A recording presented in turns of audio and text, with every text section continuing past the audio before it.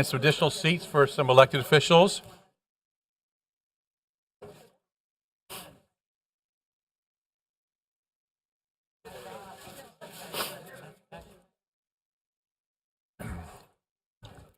Well, good afternoon, everybody. We're going to now call to order our Board of County Commissioners and Broward Legislative Delegation State Legislation Program Workshop this Tuesday, January 31st, 2023, close to about, I guess it's about 12:55 p.m. Thank you. Bring it down to a mild roar. That would be wonderful. So I'm going to follow my script here the best I can, Marty, if I will. So I'm Mayor Lamar Fisher of Broward County. I want to welcome everybody here today. Thank you, sir. And we are honored, of course, and you'll hear from this incredible individual momentarily, but we have, of course, our chair of the Broward Legislative Delegation, Representative Patricia Williams. So if we can start right after State Rep, if we can, Senator Rich, if we can just kind of go around the table here and just do self-introductions, that would be wonderful. Vice Mayor? Okay. Nan Rich, Vice Mayor of Broward County and a former state legislator, state senator, state house member. Jason Pizzo, proud father of Jack and Julian, sophomores in high school, baseball players, and part-time husband of April, because we work very hard. Thanks for having me here. Robin Bartleman. Oh, you want more? State Representative, District 103, West Miramar, West Pines, with a little bit east of 75 because of the weird gerrymandering. A little bit of Davie. We don't need to go in the district. That's it. Okay. Yeah. Thank you, Robin. Thank you, guys. Good afternoon, Marie Woodson, representing District 105, State Representative, which is South Broward, Pembroke Pines, Hollywood, Miramar, West Park, Pembroke Park, all that good stuff. Thank you. Okay. Thank you, Mr. Mayor. Good afternoon, everybody. Dan Daly from District 96, Coral Springs, Tamarack, Sunrise, and a huge chunk of our Florida Everglades. And I'm excited to be with my favorite county commission in Broward County. Woohoo! Doctor. Good afternoon, Senator Rosalind Osgood, representing the best district in Broward County, District number 32. That one? Yep. Sorry. Hi, Senator Tina Polsky, District 30, a lot of Northwest Broward, and I have Southern Palm Beach County as well. Thanks for having us here today. You. Hi, everybody. Good afternoon. Hillary Cassell, District 101, which is South Fort Lauderdale, Hollywood, Dania, Davie, and Hallandale. Good. Good afternoon, everybody. Senator Lauren Book. I represent Senate District 35, which is Western Broward County, and I'm so excited to be here so that we can take all of what you need to Tallahassee and get it done. All right. Marty Cassini, Intergovernmental Affairs Manager. I also want to make sure everybody knows that Devin West, our Legislative Policy Advisor, is in the back there, too. Thanks. Monica Sapero, County Administrator. Welcome. Good afternoon. This is Representative Felicia Robinson. I represent House District 104, which is South Broward, Pembroke Pines, and Miramar, and then I go over into Dade County, so I have Miami Gardens. Hey, good afternoon, everyone. This is Representative Lisa Dunkley, and I represent District 97, which is Lauderdale, Lauderdale Lakes, Tamarack, North Lauderdale, Sunrise, parts of Fort Lauderdale, and I'm happy to be here today. Good afternoon, everybody. My name is Daryl Campbell. I'm State Representative for District 99. It incorporates Fort Lauderdale, Lauderhill, Lauderdale Lakes, Wilton Manors, and Plantation. I'm so excited to see some of the familiar faces here, and it's great to be home, and I'm looking forward to today's presentation. Good afternoon, everybody. I'm Christine Hunchofsky, State Representative for District 95, which includes Coconut Creek, Parkland, Margate, and portions of Coral Springs. Woohoo! Commissioner Rogers. Hazel Rogers, Commissioner for District 9, former State Rep. Welcome, everyone. Robert McKenzie, District 8 Commission. That's Pompano, the Collier City side. Also the other side of Atlantic there, our good friend Mr. Barry.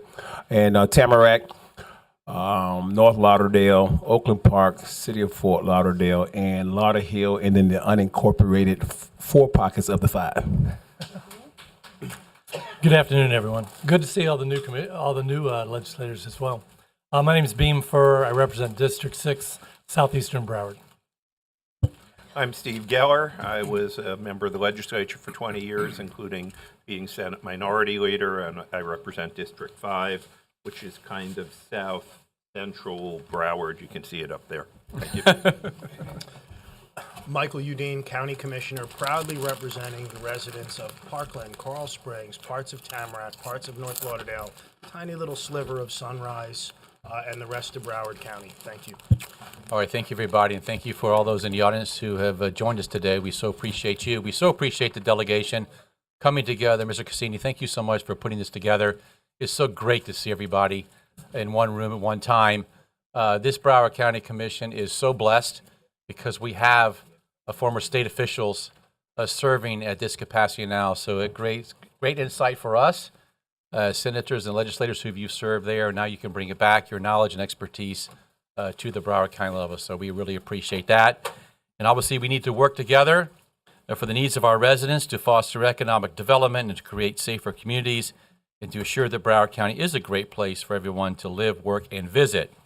We value our partnership together and are committed to working productively with each and every one of you. And at this time, I'm going to turn it over to our Representative Williams so she can make a brief comments, but just as a personal privilege, Patricia Williams, our state representative, has been a personal friend of mine for many, many years, and she's a Pompano Beach gal. So I have to brag a little bit about that, but thank her for her dedication for her district. So, and our leadership now. Patricia Williams, thank you.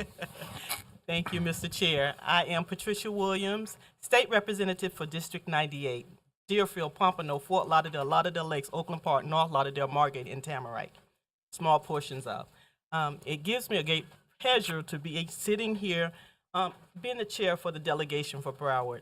Being able to work together for what's best for the people that we serve is why we are all here. So I thank you very much for giving me this opportunity to be a part of this meeting. So thank you. And as we move forward to our Broward County Commission priorities for the Broward County 2023 State Legislative and Executive Program was approved at our commission meeting on December 6th of last year. The program represents the board's legislative priorities, appropriation requests, legislative proposals the county is seeking. And a copy of the program has been provided to you electronically. It was yesterday. While we will primarily discuss our top 5 priorities with you here today, we would also like to thank the delegation for sponsoring already some of those appropriation requests and legislative proposals. Intergovernmental Affairs staff will be available after the workshop to address any questions or comments you may have. So our 5 priorities, ladies and gentlemen, item number 1, which I think is pretty much across the state, but mostly in Broward County here in the South Florida area, is affordable housing, including full funding for the Sadowski Trust Fund and more flexible spending. That's item 1. Item 2 is criminal justice reform, including expansion of our successful jail diversion and our reentry programs. We've been very successful at that. So item 2, again, is criminal justice reform. Item 3 is economic development, including our workforce development, apprenticeship programs, and film and digital media incentives. Thank you, Senator, for that. Item 4 is environmental policy, including funding for resiliency and help, of course, mitigate sea level rise. And last but not least, is substantive use and mental health services, including funding for treatment as well as evidence-based interventions. So at this point, I'm going to break it up to any commissioner that wants to begin to talk about our priorities, and then we'll move on, obviously, to our delegation for any comments at that particular time. So I'll start with Vice Mayor Senator Rich. Thank you, Mr. Mayor. Welcome, everybody. Don't think it'll surprise you if I tell you that I'd like to just talk a little bit about affordable housing. How'd you guess? Right. I want to just tell you that when we got kind of a first analysis of the bill, the Senate bill out there by, it's kind of spearheaded by Senator Pasadomo, who's the Senate president. So She, I just want to say that I think that the bill, and you all have your own opinions of it, obviously, but I think that the bill actually is a good start on a number of issues regarding affordable housing. There are a couple of things I'd like to mention to you that are not in this bill, which we support here. But I do want to say that just the fact of the proposed amount of money that she puts in, which is such a tremendous increase over what it's been. The amount goes from 209 million in 21-22 to 512 in 22-23, and then this year this recommendation is for $711 million. So it's quite an increase. And what I'd like to reflect also is that a lot of it is in the area of sale, which is the affordable housing component, the multifamily, which we so desperately need here across the state, but certainly in Broward County, we need over 150,000 units here. And we're a built-out county, so we cannot solve this problem by building single-family homes for everybody. It just doesn't equate. So one of the things I wanted to mention that we are supporting and pushing with Senator Pasadomo, and hopefully whatever is filed over on the House side as well, would be a change in the 1992 statute relating to the split between single-family and multifamily housing. Right now, the 1992 statute called for over 63% of the whatever money is put in, taken from the Sadowski Fund and given to the Florida Housing Finance Corporation. Over 63% was mandated to be a single family. And as I mentioned, it doesn't work in built-out counties like Broward, Dade, Palm Beach, Hillsborough, Orange. So what we have talked about with her and some others is to, and I think Robin has filed a bill on the House side to add this, and that would be to change the formula to give flexibility to the counties, not mandate, but to give flexibility to the counties to go to a 50-50% formula. So the max would be 50% for single family, and then the max of that money would be up from the 25%, which it is now. So that would be a real improvement. I mean, obviously there is an improvement in the fact that she has put more money in there, but we'd like to see that in statute so that every year that would be the case. So that's one area. The second area is rent control. It prohibits, preempts rent control. I know the people in Orlando are very upset about this because the highest, the issue on their ballot in November that got the highest percentage of votes was rent control. So this is a preemption, and we'd obviously like to see some flexibility there as well for the counties, and we are also opposed to any kind of preemptions there. So I would say that those were kind of the major things. There are some other things. People say, it's a giveaway to developers. I want to say, I would say not in a lot of cases. We do some of this here in Broward County. We have it. This bill provides $100 million from GR for a competitive loan program for new construction projects in the development pipeline that have not commenced construction, are experiencing verifiable cost increases due to market inflation, construction, et cetera. We do that in Broward County. Through our Affordable Housing Trust Fund that was passed by the voters in 2018, we put money in every year, GR money, into the trust fund, which, by the way, here, it's a lockbox, can't be used for anything but that. And that's one really good thing. But we had 9 new developments last year that this commission passed because it's a priority with us all across the county with these developments. And the developers, a number of them came back just a few months ago and said, we can't make it with the construction costs. So we do gap financing, and we were able to mitigate that by taking that money, about $11 million, and distributing it across the projects that needed it. So, and it's not a loan with us; it's a grant. So I wouldn't say that's a giveaway, but it's a good thing to add. So there are good things in here, and I just ask everybody to look for the good things and let's try and get something passed. Thank you. Thank you, Senator Rich. Senator Geller? Thank you, Mr. Mayor. try and be quick. First, the overwhelming issue, and I know most of you agree with us, is preemptions. When I was in the legislature, the legislature treated local, because I still think of myself frequently that way, we treated local governments as our friends and partners and tried to work together knowing we respected the same constituents.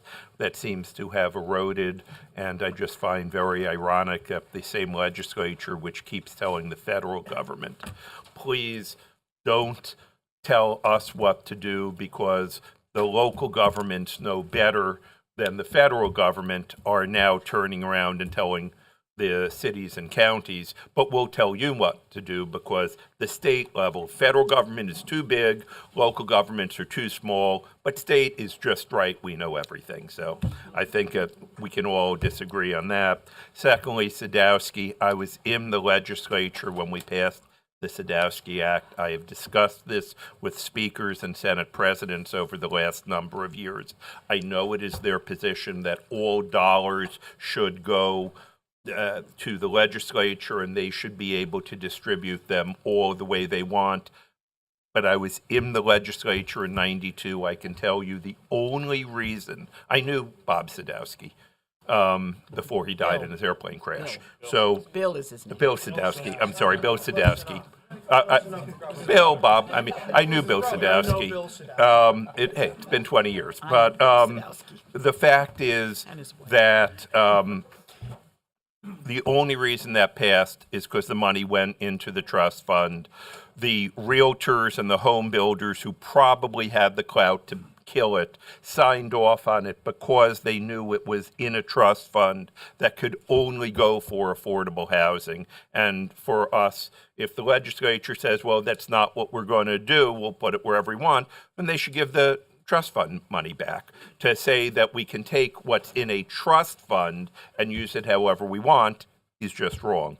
Third, let me discuss quickly film. Florida used to be the third largest film state in the nation. We're no longer in the top 20. My top priority as a commissioner has been creating high-paying jobs. The average statewide salary in the film industry is $93,000. In South Florida, it's over 100. These are good, high-paying jobs. We need to bring them back, and apparently what happened is, well, not apparently, what happened is the Koch brothers and Americans for Prosperity persuaded the legislature, and actually it was Governor Scott, that tax breaks are good, but film subsidies to godless Hollywood filmmakers are bad, but it's cost us so much in high-paid jobs. The last issue is the restudy. Most people have heard me say that South Florida was carved out of the Everglades and is going to return to the Everglades if we can't drain properly. Because of sea level rise, we're not going to be able. I'd like to thank Representative Bartleman, who passed a bill last year that provided some funding for that, but we really need to make that a priority because there are few issues that will affect South Florida as much, and it's not going to happen during my career in elective office. I mean, I'm termed out of the commission if I'm reelected in 2028, and we're still going to be okay then. But in the next 10 years or so, we're going to start flooding, and we will, every time it rains, we're a subtropical rainforest is the official designation of our client. We're not going to be able to drain whenever it rains unless we're able to get the money from the Army Corps, from the South Florida Water Management District. And thank you, Robin, for getting some money from the legislature. Thank you. Just very briefly, I know I've spoken to some of you about this, and we've spoken and you're reading about it. We're having a major problem in Broward County with call takers and E911 operators. And part of the thing when I'm speaking to some of their advocacy groups and their people, it's incredibly long training for a career that's a very short career with a lot of mental health burnout, a lot of other issues, and they're not treated in any way like first responders, throughout the state. Even though our residents and people that are calling 911 think that they're an important component of the first responder apparatus. I think we added this as an amendment to our plan. It's probably in there somewhere, but I think we need to look at treating them as first responders and getting them benefited properly so we can hire them. Those jobs, and we heard it today with bus transit operators, but I'm not even going there yet. The E911, the training is so massive to get an E911 operator or call taker up to speed. Their careers only last on average 5 or 6 years due to the stress, mental health, and whatnot. To train somebody for 14 months for a 5-year career, we have to do a better job with that. And collectively, as the state, we're going to need help on that. And that's one of the things I think we need to keep in mind. Thank you, Commissioner Dean. Commissioner Rogers, followed by Commissioner Furr. Thank you, Mr. Mayor and Madam Vice Chair, or Madam Chair, for the delegation. And you got your start in Lauderdale Lakes. Don't ever forget it. Thank you. Pompano. Okay, I'm going to touch a little bit on... Nice to be wanted. Yes, dear. On housing, and I'm not going from my colleague's standpoint. I'm speaking to the fact that we have seniors in our state that are living and there are no insurance. They have no insurance on their properties. Properties free and clear. Okay, in case there's a fire or a major emergency, those properties are now, who knows what condition and whether or not that will be helping our housing shortages or not. Okay, I can see the banks just ready to take over properties like they did in 2007. I believe we need to focus a little bit more on our seniors, especially those who are living in condominiums and knowing these special assessment. And, you know, it's going to be costing them a lot. And most will not be able to afford to live in their homes. So as we talk about new housing, we have to talk about how we sustain what we currently have. And I don't hear that conversation. So I'm asking us to, in the study that we're doing here in Broward County, we must speak to that study, that we make sure we can determine, we need to survey the properties that do not carry property insurance so we know the depth of this problem that we're faced with. Then I'll talk to workforce, of course. If we're not developing our workforce, and everyone is talking about it, every industry is complaining that there's no workforce. Okay, so why aren't we partnering with the business community and helping them to develop their workforce?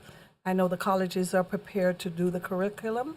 We need to be in that game as a county commission and as a legislator. We need funding to offer those incentives. Incentives are a good thing when you can measure the results and see the benefits for the incentives, not the ones that I'm accustomed to when I was in Tallahassee. One-sided benefits all the time. And home rule works.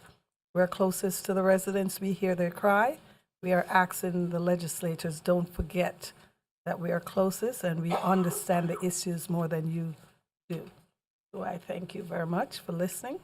And that's my 2 points. Thank you, Commissioner Rogers. Commissioner Furr? Thanks. If I could go off our 5 for just 1 second. Of course. As a former librarian, and actually, at one point, elected, right? The only elected librarian in the United States.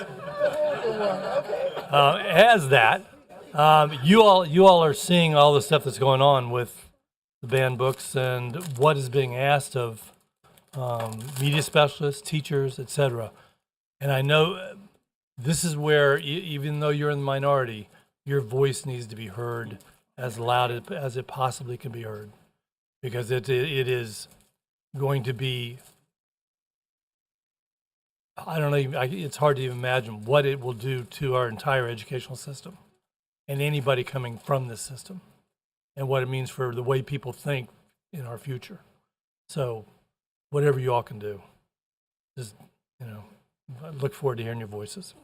On a different topic, there are a lot of people throughout the state right now that are trying to get an amendment on the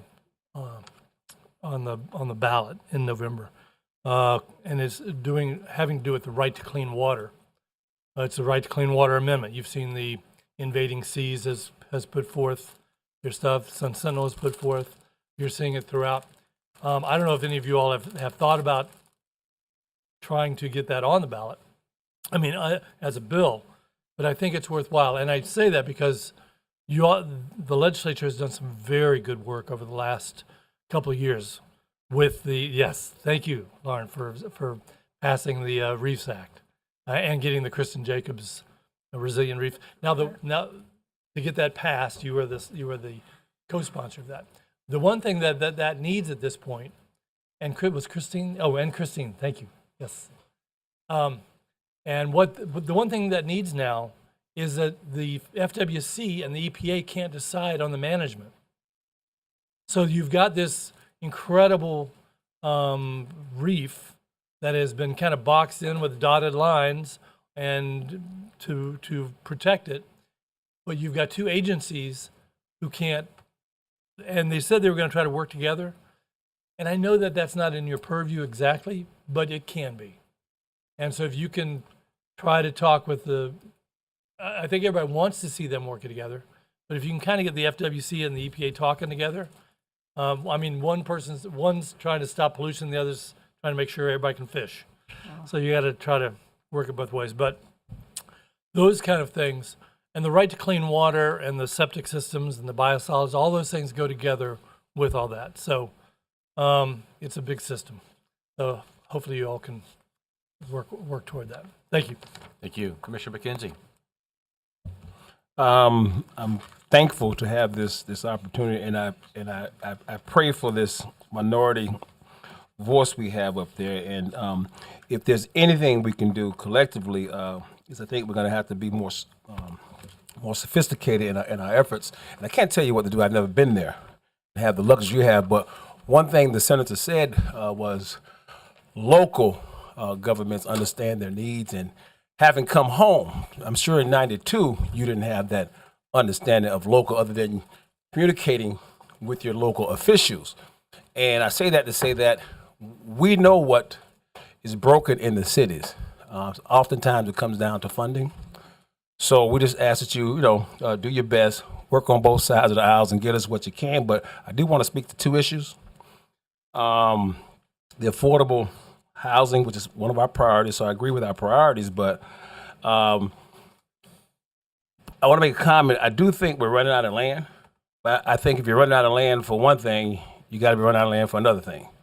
So I do think that single family opportunities still exist in these already improved neighborhoods where you have the infill housing, and you've done a good job in Pompano. We've done a good job in Fort Lauderdale, where you see a lot of this stuff going on, and that money is important. I'm glad it's a 50-50 and not a wipeout of one side or the other. Multifamily does not give that home ownership stability that really builds communities. Because if you look at, I could speak for my district, I have a lot of the low income units, and that's fine, but I don't want to be the low income capital of the county, because then you'll never get to have that economic balance that you need to stabilize neighborhoods. So I do think that proponent is good. And if there's opportunities where there's some state-owned land that you're not using, because I often find it, and it's not being utilized until some big seaport, airport project, and maybe that's an opportunity for us to do some of affordable housing ownership, veteran ownership. We just saw this happen in Miami, but that was with the federal government, a piece of land they own, but they were able to bring those units there, and it helped the small segment, but it helps stabilizes a community. So if we can just be diligent in that area, and not because multifamily is going to take care of itself, because you see that with the Sadowski Act. I mean, we got a lockbox here locally that when we put that money there for affordable housing, it goes nowhere but to those affordable housing projects. But in Tallahassee, we've seen it. Senator, you spoke to it. Senator Rich, you spoke to it. They often rob these coffers for whatever they want to do it for. So I don't know how much you can protect it, but let's make sure you keep fighting for that. And The other issue is the juvenile justice. I had the opportunity of now being on that board, and what I typically do when I get involved in something, I go out and touch it if I don't know about it anyway. But I have been very much a part of the juvenile justice system all of my life. One time as a juvenile, one night in the back of a police car, changed the direction of my life. Not that I had a bad life, I just had a bad night, and but it was a second chance for me to drop back in school. But I visited the Juvenile Justice Center over on Broward Boulevard, where a Tri-Rail park and ride lot is the other day. And although they've made some improvements, I just haven't seen the condition of that facility improve. So what I will do is work as hard as I can from the local level. I don't know what our do's and don'ts here at the county, but whatever it is we can do, I would love to do to get another facility so that these kids aren't put in this subpar facility for these 21 or 45 days, and it perpetuates the behavior of criminalizing them to become better criminals. And I know the other stuff will take care of itself, the prevention, but when I saw that facility, and there was a particular room I saw, and I don't know if I can say this publicly, but they put the kid in a holding cell. The kid cannot be in there unsupervised. So a few years ago, according to the story that was told, where the evidence was clear, the reason why they did this is because the kids would defecate and throw the feces on the ceilings. So if you peek into one of these cells, it's the appearance that it's still there, but the excuse that was given to the facilitators, and I don't know the truth of this, but I did see something that appeared to be what was being explained to me, and it hasn't been removed. I don't know if it's a deterrent or what have you, but just the facility as a whole, security-wise, I think it's just needs improvement. And if we can take this opportunity to find some funding to do that, I don't think we move the site. I think we do it at that site. It's a beautiful site, sits on the North Fork River, and somewhere in there, maybe we can deter some of those kids from not coming back. And so those are my two, Mayor, and I'll work alongside anyone. And if you don't know where District 8 is, please set an appointment and we'll take you on a tour. There you go. Well, some of it, not all of it. And you took my old district that I started running for 21 years ago when it had Dania in it. So we have a lot to talk about, my good friend. All right. Before I make my comments, I'll let Senator I know where it Rich. is. I'm talking about to some of the representatives who's gonna go to Tallahassee and fight for us. This is to me is a relationship building exercise, and I so enjoy it. But we're gonna leave here. We're gonna go back to do what we do every day. But we're just hoping and praying that you can come back home with the bacon. Vice Mayor? Or the kosher. I just wanted to add one thing because I had only done affordable housing. I wanted to just thank Representative Daley for filing the Senior Services Council bill. I know that's a heavy lift. There is no question. But let me just say, 20 years ago, we did the Children's Services Council in Broward County. We have put $1.3 billion into children's services in this community, and we can be very proud of what we have done. We had a 20-year celebration just recently. We need to do the same thing for seniors. We have 430,000 seniors in Broward County, and many of them need services just like the children needed services. So if there's anything, that you can do, the AAAs around the state are going to be advocating for this. I mean, all of them want it and need it. I don't know if that'll be enough, but anyway, I just want to thank you for putting your neck out and filing that. Thank you. So before we open up to the delegation, just want a few comments. Number one is obviously, I think we're preaching to the choir here, but home rule is so important to us here. We need to make our own decisions here at the county and the municipal level. So please keep that in mind as you continue to fight for us in Tallahassee. And this year's theme is communication, collaboration, and community. And Commissioner McKenzie talked about communication. It's so important that we hear from you and you're able to hear from us. So Mr. Cassini, obviously you are that door that we can go through. So please keep us informed. And in turn, if you need our voice, please let us know. So we will definitely reach out for that. And so as we collaborate together, because each and every one of you go home to your own community.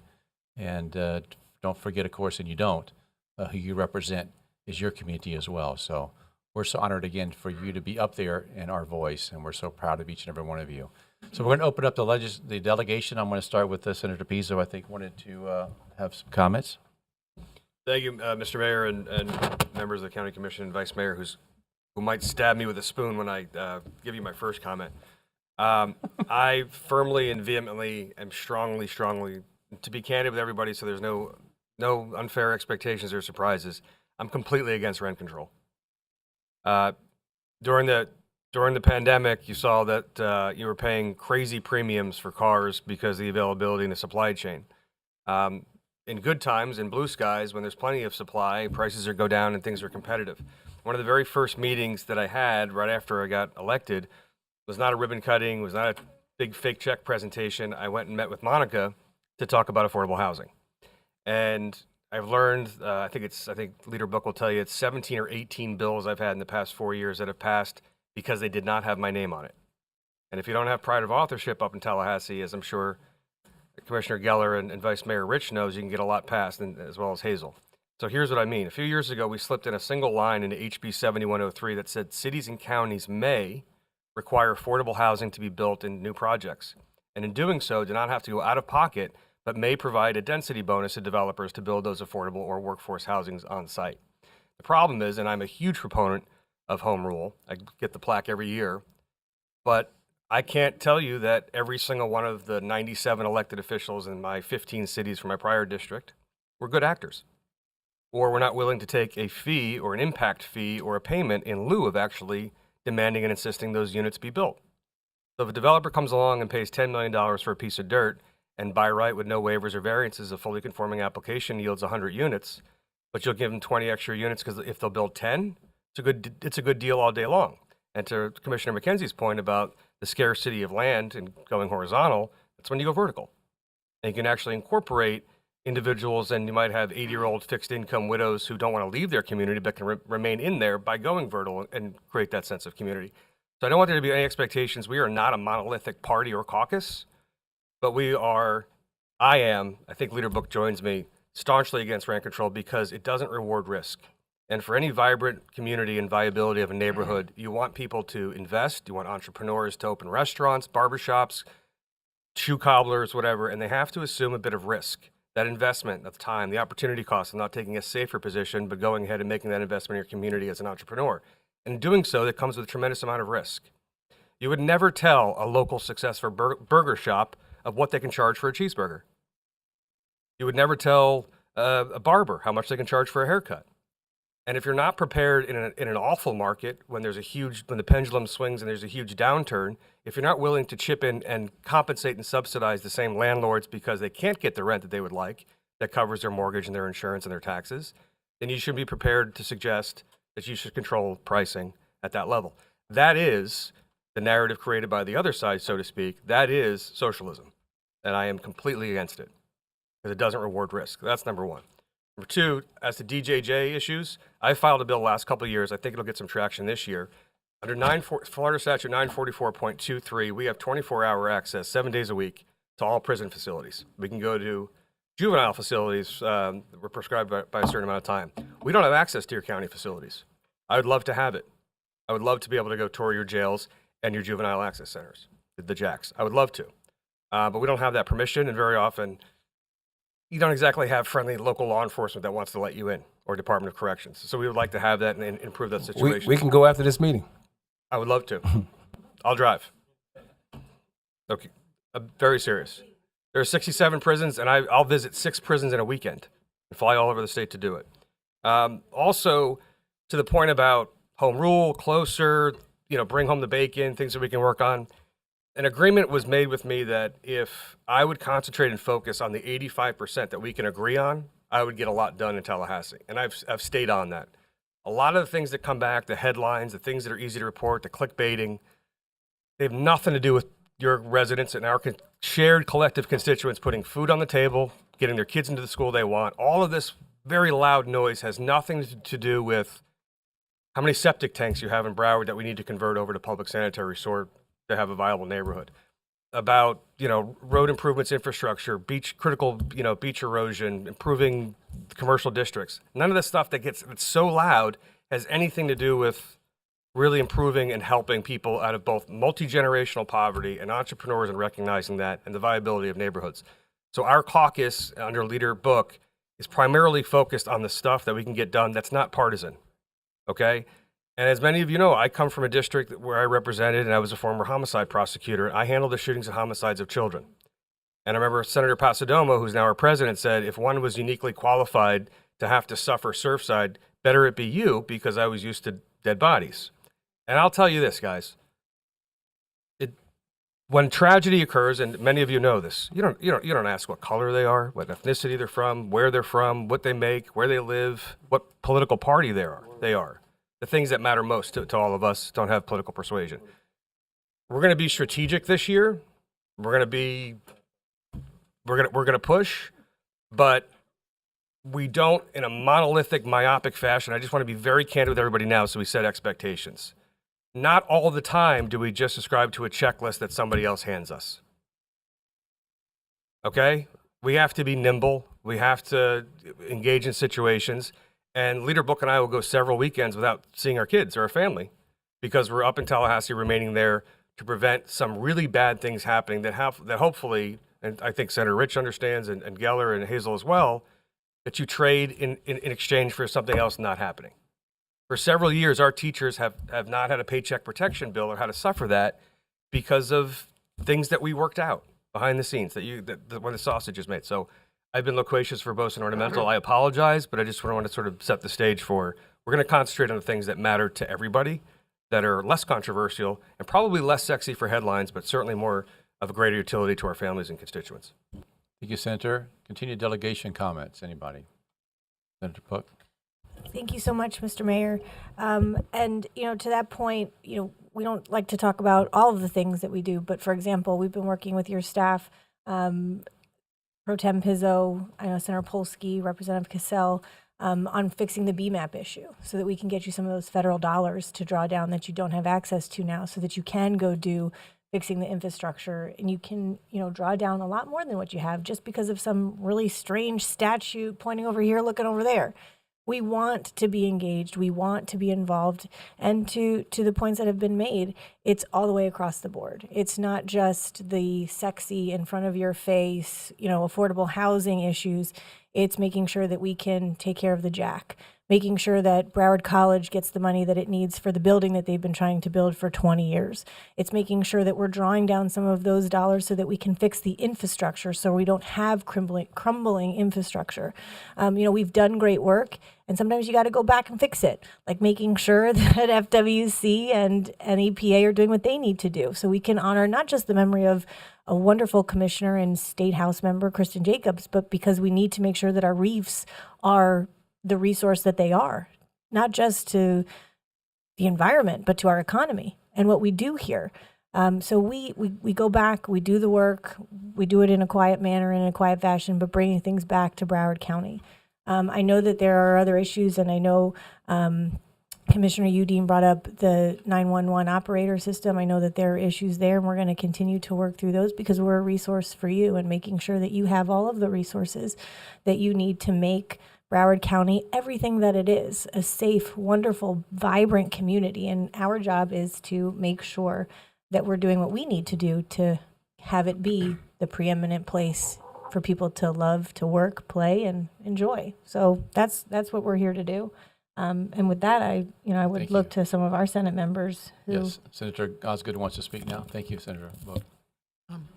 Thank you, and thank you all for your comments. As we talk about the local control, certainly, I am in favor of local control, especially after going through months of just trying to do what the citizens elected me to do at that time as a school board member to protect kids in school and staff with masks. We've been talking this morning, and I'm working on some things that I think are very critical to our county, and it's around hate crimes and human trafficking. We're seeing hate crimes with anti-Semitism and the different things on a whole nother level now. And right now, with our hate crime enhancement statute, there's no provision that deals with gender in there or protected classes. So we're working to change that. And human trafficking is a major thing, and it's happening in a very different way. That it's not all the time that someone is kidnapped or taken from home. It's the sex work and the labor exploitation that takes place a lot of times after school that's couched as a part-time job. So we're working to enhance penalties for persons that are involving themselves in human trafficking. And we're also working to help victims of human trafficking, because a lot of times when we're able to get someone out of human trafficking, they have criminal charges and they need assistance with legal fees and expungement. So we're working diligently on those things.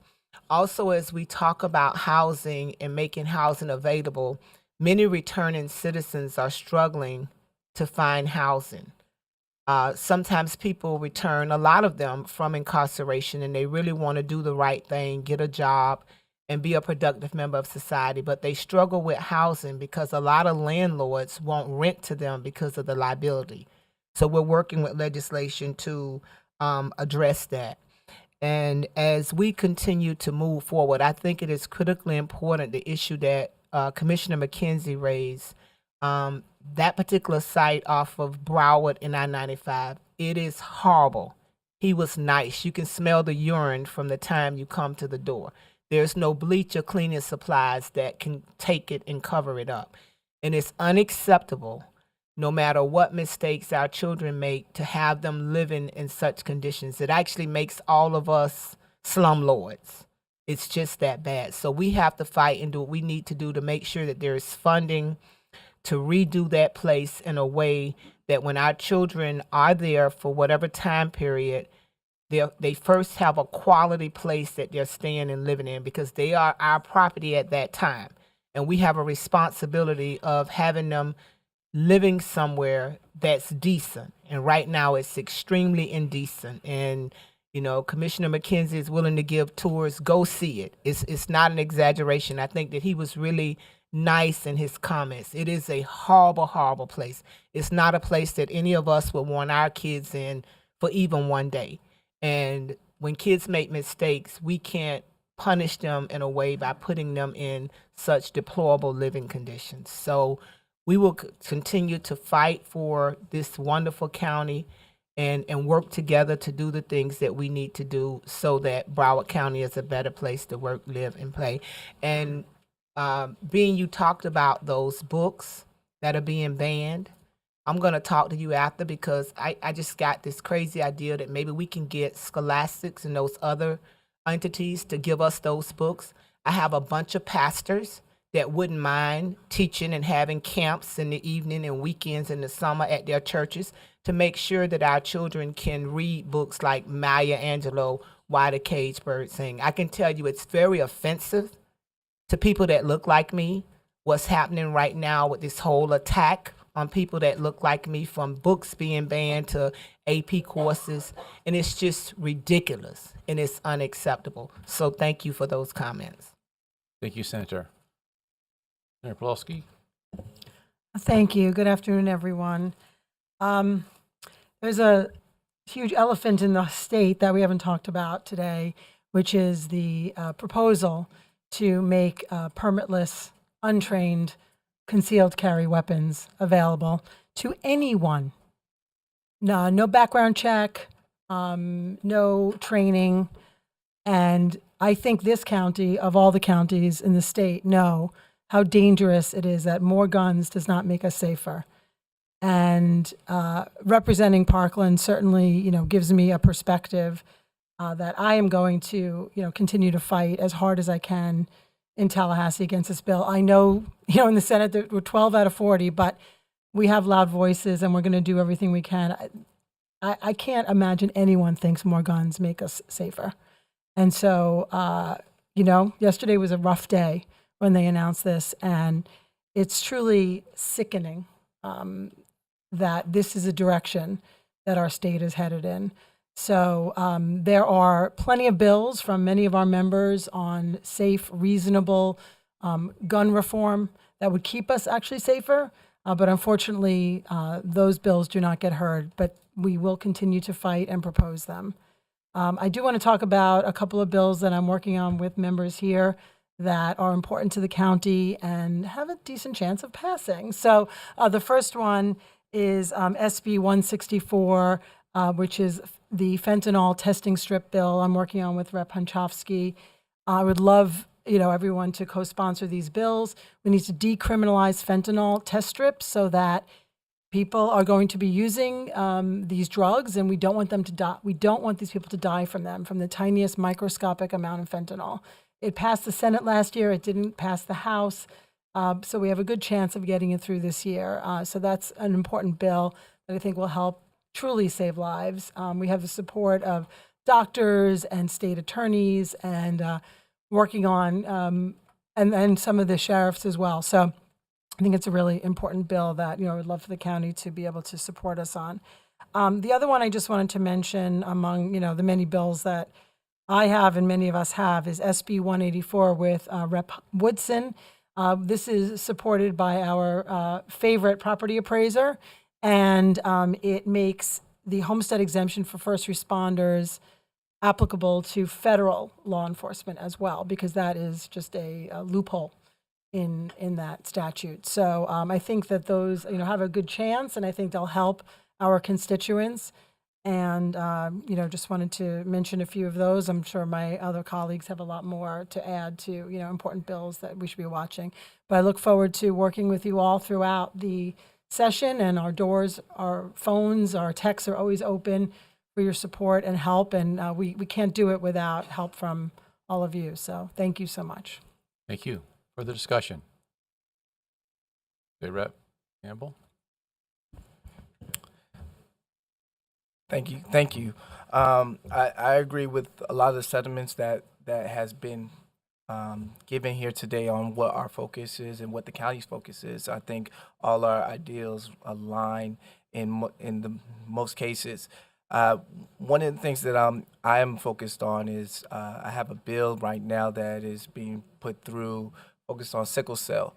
As we know, South Florida is the hub of sickle cell, and so what this bill does helps to increase that funding, those services in a preventive care measure, and in a research manner, just looking at how do we make sure that individuals with the trait and who are also suffering with the flow and bone sickle cell is being taken care of, and how do we provide that support moving forward. And so that's something that I want to kind of put on your radar as we move forward through this next phase of committee weeks and session in the next month. The other thing that I also do want to bring aware to is what Senator Osgood has said about the African Americans AP studies that is being discussed in the media. One of the things that I don't want to let go on deaf ears is that what this is doing is telling students that look like me, that their history doesn't matter.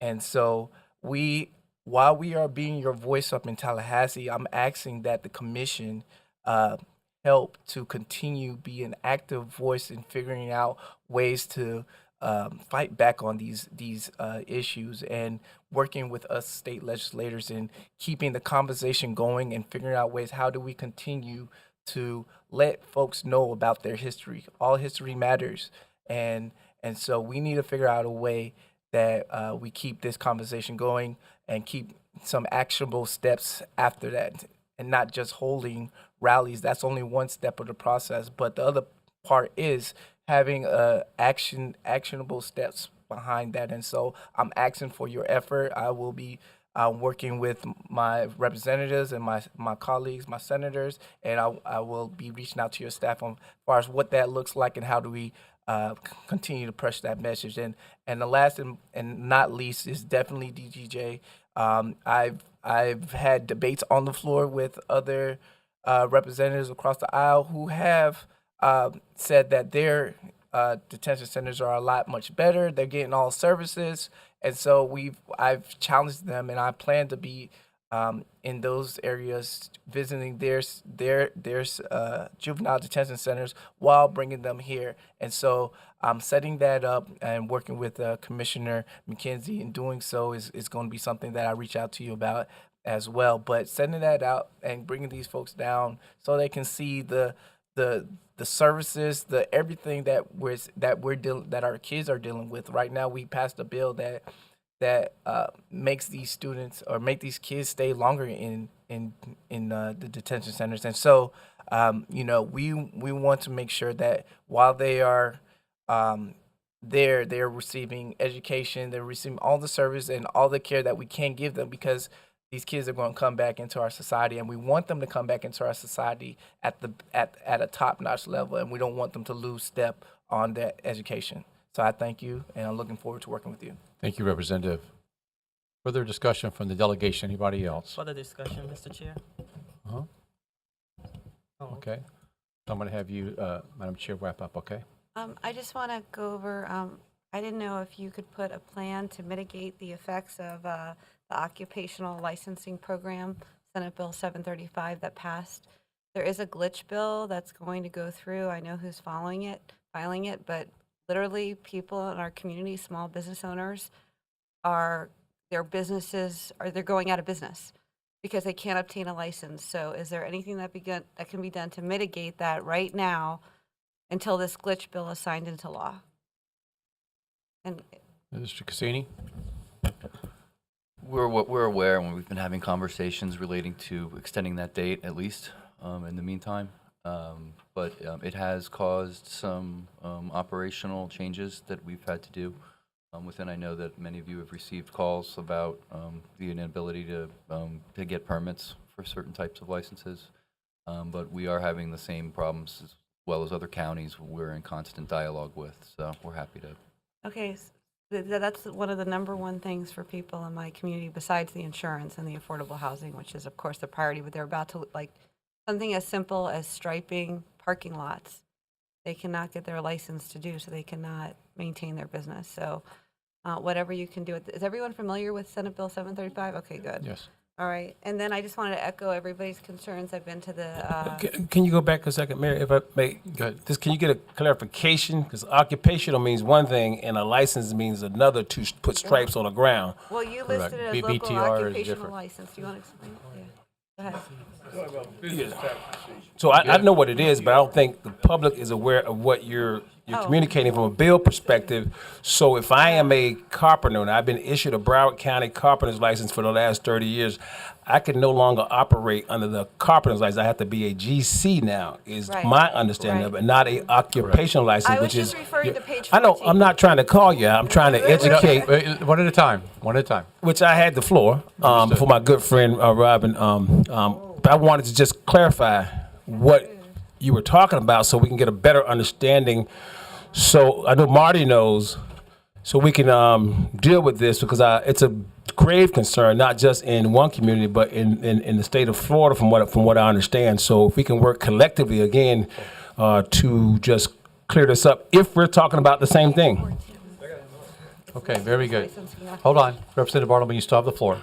Oh, no, I was just going to say, the reason I use that term is because on your legislative platform, that's how you put it under. So I apologize for any confusion. We're better than that, you and I. We go way back. What I'm saying is, just for clarification, because you're getting the phone calls like everyone else, but these little guys, these little young ladies, these little businesses are suffering because they once was able to put stripes on a parking lot, and now they can't do it. And landscaping. So Marty, you want to just explain it so that everyone has it? It's on page 14 of So 22. essentially what happened, when you had people that would go to get a license, like a general contractor's license, which takes many years to do and a lot of studying, we started to create niche specialty licenses. So maybe it was to install a fence, maybe it was to paint, to do stucco, to do driveways. And so the ability for these specialty licenses was important because they were able to pull permits.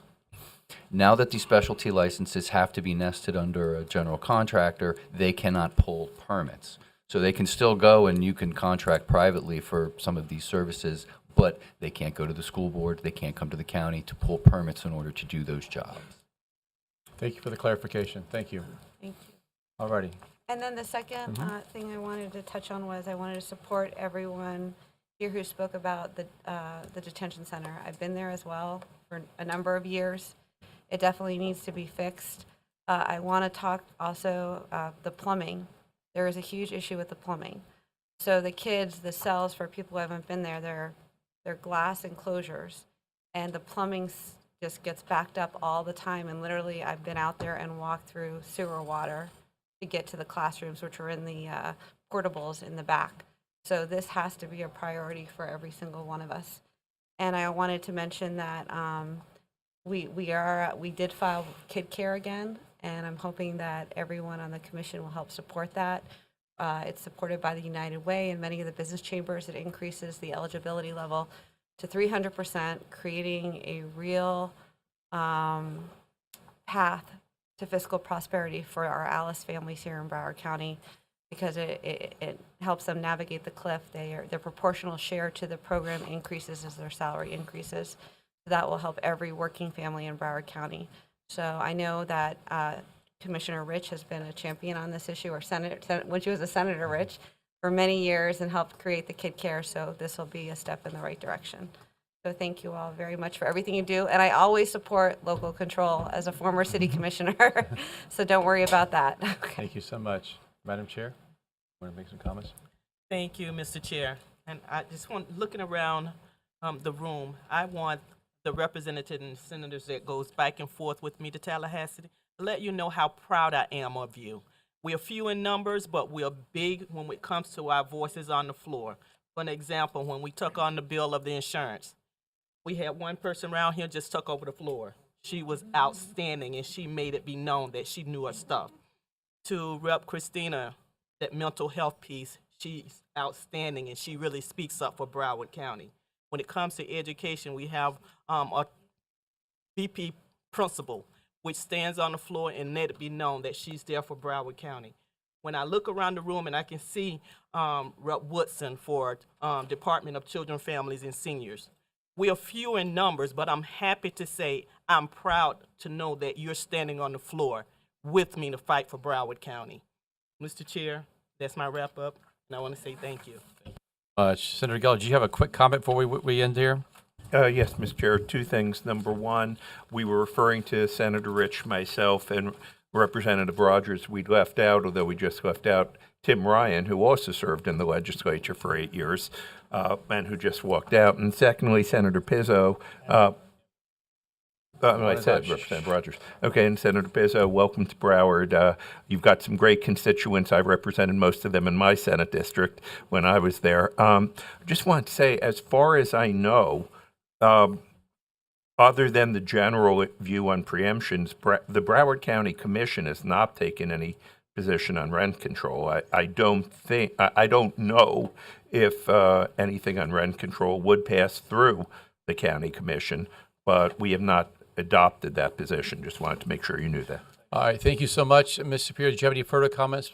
I just wanted to let everybody know that Broward Days is March 21, 22, and we look forward to seeing each and every one of you and being collectively a strong voice of Broward County. But again, on behalf of the board, of county commissioners, and all of our administration, thank you for all you do for each and every one of us. God bless you. Thank you. Bye-bye.